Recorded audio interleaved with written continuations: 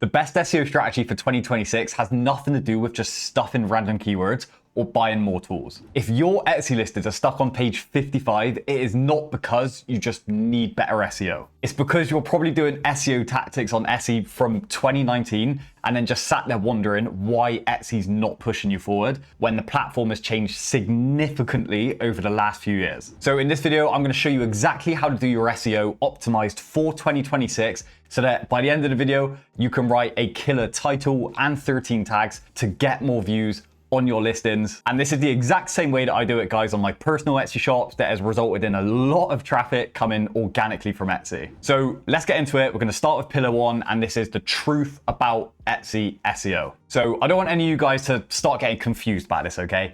SEO doesn't push your listings. It just tells Etsy and tells shoppers what your listing is. You will only be ranked properly on Etsy when somebody both finds your listing, clicks on your listing, and buys your listing. And that is why, although SEO is very important and you do need to get it right to be able to stand a chance of showing up in searches, it is by no means the full equation. And I just want to get that out there right from the start. Having optimized images, fully optimized listing, having a decent product at the start, that is all still extremely important. SEO is not a silver bullet, but it is definitely an essential part of the process that you need to get right. I said, always remember, guys, go back to my 3-pillar system.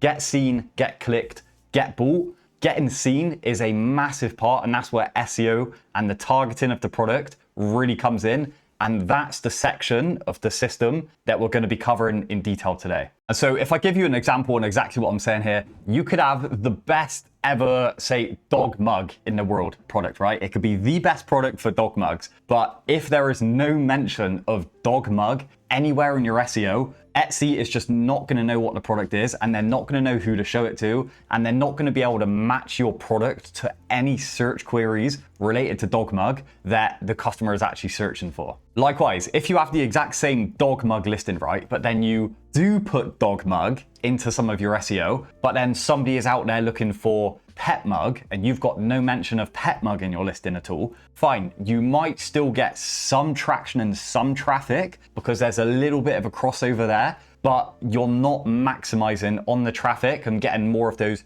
unique search terms. So that's why SEO is very, very important to cover as close as possible within your listing the search terms that you think people are actually going to be typing in to be able to find your product. The closer you can match the search terms within your SEO, within your listing, to what someone like me as a shopper on the other side of the computer screen is actually going away and typing in, the better that's going to be for you. And something I always say, guys, just remember, at the end of the day, Etsy is an algorithmic search engine based marketplace, right? So there's not somebody sat on the other side of a screen running Etsy, you know, in their little lab saying, oh, let's put this product here, let's show this product to this person. It's an algorithm. So the more data and the more information you can feed that algorithm about your products, the better that's always going to be. And so, yeah, I just wanted to get that part out there right from the start. But now let's move on to actually looking at the proper system and the proper way to do your SEO for 2026. And we're going to start with a completely free system now. So this is going to take no tools, no guesswork, no fluff. If you just do this the completely free way, your SEO will already be better than 90% of shops out there. And so the first place I want you to start, guys, this is a mindset thing now. And so ask yourself that question. Why would somebody buy my product? You know, is it going to be bought as a gift? Is it because I've got a dog mug and somebody loves their pet and they want a custom dog mug? You know, really think, what's the purpose of the product? And if you just make something that, fine, might be a really pretty design, right? But if there's no purpose behind the product, I'm not saying you're never going to make sales, but it is going to be 10 times harder to make sales with that product if there's no purpose behind it. And then we'll move on to step 2 as well. And this is letting Etsy actually tell you demand and start working off some organic data. So first thing I want you to get very comfortable with using, guys, okay? Shop Manager, Stats, Marketplace, Insights. This is new in the last few months and it's a game changer because Etsy are now showing us real search terms and real data, like to a T, real data, which is very usable for what people are actually searching for on Etsy. So we can use this to pull keywords that are direct matches for our products. And you can really use this, guys, to gather some incredible search data about, even similar keywords that are really popping off that you can use for your own products. But before you start going like willy-nilly, just like finding every single keyword that shows up in the marketplace insights and trying to stuff them all into your products, I want you to remember one thing, all right?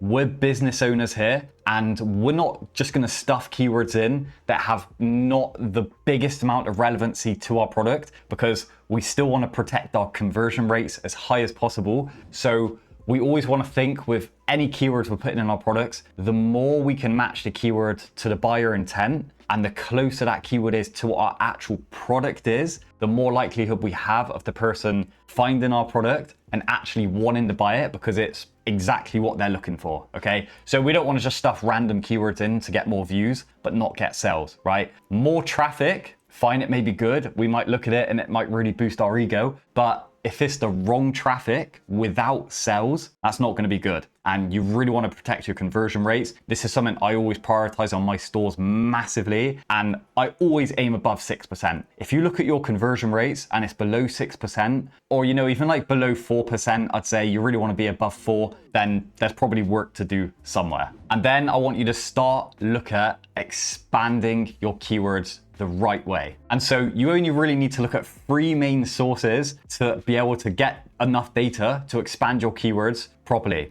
And they are your own buyer logic, okay? So, when you look at your product, who is it for? Who's buying it? What's the event? What's the purpose? What's the targeting? Why is somebody actually ever going to land on this? And why is someone going to buy it? That's the first one. The second is looking at other best-selling listings and looking at repeating search terms that you see consistently used on bestseller listings that you can then use on your own. And then you can also, of course, always use our trusty friend, artificial intelligence, AI, ChatGPT, for example, to really help us with the foundations of the SEO that we're going to be using. And so if you're using keywords that don't efficiently describe what the product is and the buying intent behind the product, you're really going to struggle. Etsy never rewards just pretty SEO, right? Just loads of pretty words. Etsy doesn't reward that. Etsy rewards somebody finding your product, clicking on your product, and buying your product. Always remember, 3-pillar system. Land in front of somebody's screen, they click, then they buy. Tick those boxes and do that consistently enough, you'll always get rewarded. And so translating your SEO and what keywords that you want to be using into the proper structure with the right intent, I know that's something that can be a little bit tricky, but it mostly comes down to just being an execution problem, not necessarily a knowledge problem, because I would hedge my bets that you could probably look at one of your listings and be able to answer a lot of what the main keywords are about the listings. You just might not necessarily know how to structure that. And so that's why I built you guys a completely free tool for you to use. This is a game changer. I can't believe I'm giving it out for free. It's my custom SEO GPT. It's been in my community for a while. You're now going to be able to get it for free. This is a program that's going to do your SEO for you based on data, not based on guesswork. And it's also going to structure all of your SEO in the right way. It's going to do your titles for you. It's going to do your tags for you. All you have to do is even just describe the product, put a picture of your product in even. It's very, very simple. And I really want to start building as many free things as I can for you guys to seriously take you to the next level. So if you wanted to check out this custom GPT, it's linked in the video description for you. But now we're going to move on to step 4 now, and this is going to be actually building out the listings. So very simple, guys. When it comes to your titles, the very first power phrase is going to be the most obvious keyword about your product, okay? Always put the most obvious one at the start. If it's a custom dog mug, first 3 words, custom dog mug. Simple as that. Then you can start to layer the keywords after that based on clarity. So we start thinking then, who's it for? Why is somebody buying it? Why is somebody using it? And what's the difference maker? So what's the unique factors about the product? And then you start to structure your listing keywords in this way. And also just another quick cheeky little tip for you guys, right? You'll see when you search for anything on Etsy, the first 40 characters of the title, that's what shows up on the buyer's screen. So always make sure to front load the most impactful keywords that you personally believe is going to match as close as possible to what a potential customer is actually going to be typing in. That's just a little bias psychology thing. Yeah, the more you can match the intent, the better it's going to be. And another thing, this is why I keep pushing for you guys to make niche stores as much as possible, not just random generic stores. It's because the more niche targeting that you can get the hang of, the more patterns you're going to notice consistently, and then the way more chance you have then of making a listing and you know the most impactful keywords for your niche for that listing straight off the top of your head. And Etsy's going to see that appearing more and more on your screen. They're going to know who to show your products to. They're going to know that you are the top store for whatever niche it is you're selling in. And yeah, I really think that's the way to go in 2026, guys. Anyway, now let's move on to the tags. So first and foremost, let's start with a really quick win here. Use all 13 of them. And also think of tags as the support network to your title. And again, I don't want you to start going crazy with the tags here and just trying to maximize views. I know that might sound a little bit counterintuitive because we are talking about SEO here and exposure. But again, just think, if somebody was to click on my product through one of the search terms that I put in my tags, would they have a high likelihood of buying my product or a low likelihood? You'll see this data yourself. If you have a look at your products on ads, you go in the detailed stats and you see the keywords people are using to actually get to your products, you'll see some of them can be very, very random. For ads, for example, you could then be paying for clicks, like your own hard-earned money, and it's for keywords where the buyer intent is very low. So yeah, always just try and think of this like a business owner, right?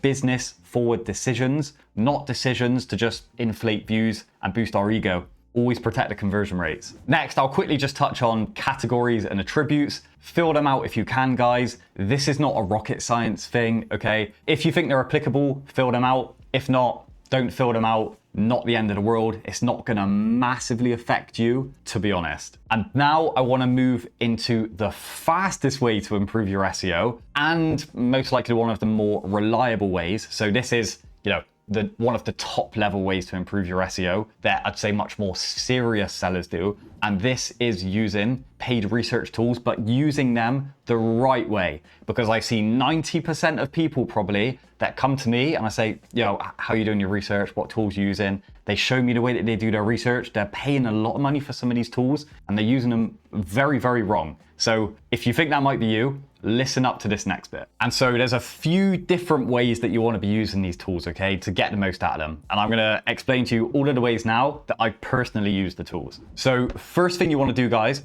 open up Etsy, type in any product in your niche that you're looking at building the SEO out for. Look at some top performing listings from top performing stores and then analyze a minimum of 10 of them using Everbee. Look at the keywords that they're using. And this is why Everbee is so good because it gives you this data. Look at the tags they're using. And then after you've looked at least 10, ideally more than that, but at least 10, you'll start to notice some patterns of keywords that keep showing up consistently. This is the first very simple way to find keywords that are performing very well across a number of different listings, not just a one-off, that you can then start putting into your own. And then another really good way that I like to use Everbee, and I've shown this in plenty of videos before, but I'll go on top performing stores within my niche, and then I'll go on the listing section to see what products they're selling. I'll sort that to the last 12 months, look at which ones are making the most sales, and then I'll look at the trends, so the sales trends for the listings, and anything that's trending upwards, I'll then look at the SEO that they're using, I'll look at the product idea, and then I'll start building out my own listings and my own SEO, so my own keywords and search phrases from what I see is starting to trend up, and try to get ahead of the trend before the trend completely leaves us. So that's some of the best ways to use the paid tools that I always do myself. I think it helps massively. I recommend to check out Everbee. I personally think they're the best one.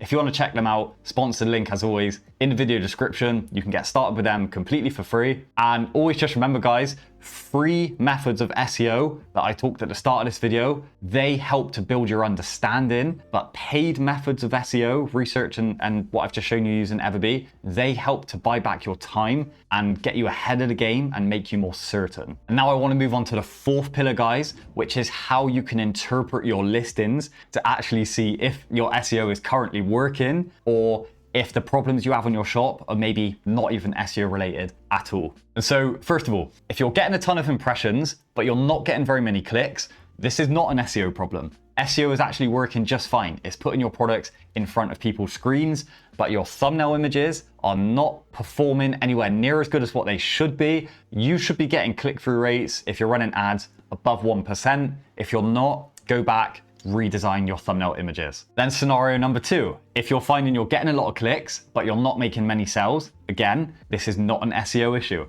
SEO is doing the job, it's putting you in front of people. Your thumbnail images is doing the job, it's getting you clicks. If you're not getting sales, this is a conversion-based issue. You don't have your listing set up right, the pictures aren't high quality enough within your listing, you're not answering customer questions, and you're not using infographics to help the buyer trust your product more. Then we move on to the third scenario, which is you are getting no views and no impressions at all, right? And you've got over 25 listings and you're still at 0, 1, 2, 3, 4, 5 views a day, and that's it. This is SEO, and this is product buyer intent and targeting of the products not working well enough. And so if this is the case for you and you've got a decent sized catalog now, and I'd say 25 and above listings, you should be getting some sort of traction. Go back to the start of the video and rewatch all of the tips to get you back to this point and start improving your SEO to get more views and more traction on your products. And guys, if you're feeling a bit overwhelmed after listening to this whole video and watching it, and you just really want to fast track your progress, you don't want to keep guessing, you don't want to keep making mistakes, and you don't want to keep wasting time, that's exactly why I built out the Etsy Accelerator community. I made this for the serious sellers that are actually looking to make a full-time income on Etsy. It's got all of the exact framework, the resources, step-by-step guides that I use to personally generate over 300K on Etsy through multiple different businesses, and clients like Craig have used to make well over 5 figures on a monthly basis. And so if you're serious about getting to the next level on Etsy and making a full-time income, check out the link in the video description. It's going to be to a form that you're going to fill out just to make sure that you're a right fit to get into the program. Like I said before, spots are way more limited now. We're not just letting anybody in. And so after watching this video, now you know how to do your SEO. You might be faced with the problem of getting views, but still having inconsistent sales. And if you are, that's where I want you to check out this video here, because it should really help you on that front as well. Take care, guys. I love you all. Thank you for your time today. I'll see you on the next one. Cheers.